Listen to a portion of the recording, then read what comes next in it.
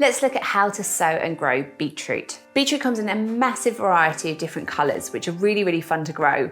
And remember, although we traditionally think of growing them for those bulbous roots, you can also eat the leaves. The whole plant is edible. So you can treat the leaves a bit like you would spinach or chard or something like that.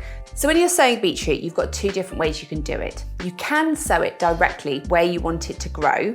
But if you're doing that, you do run the risk of potentially losing those newly emerged seedlings to mice or pigeons. I know in my garden, my pigeons absolutely love pulling them out. So sowing direct is not an option for me. So the other option is to sow them in a module tray. And if you're going to do that, the best approach to use is a multi-sown method. So I'm going to show you how to do that.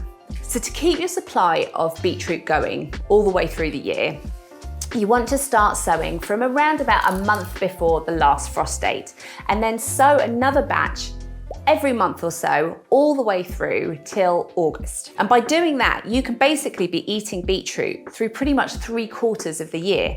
So first of all, you want to take your module tray and you want to fill it with compost.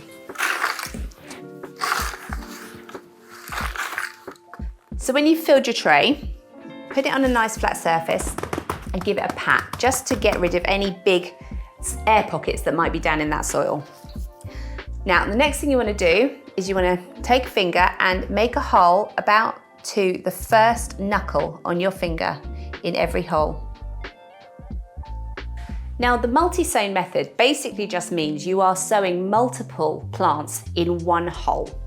So you're going to want to take roughly 4 to 5 seeds per hole. That's what you're aiming at. If you get a few more in some or a few less in some, it doesn't matter. But that's what you're aiming for, roughly 4 to 5 in each section of the module tray. And once you've got your seeds in the holes, just sprinkle another little light layer of compost on top just to fill up those spaces. Now, when they emerge, you're going to have a little cluster of seedlings come out of every section of the module tray. Now, you don't want to thin those out. You don't want to be pulling any of those out. What we're going to do is we're going to grow our beetroot as a little cluster of plants. What you'll find will happen is once they're planted out and they're establishing in the garden, they're going to almost take it in turns to swell.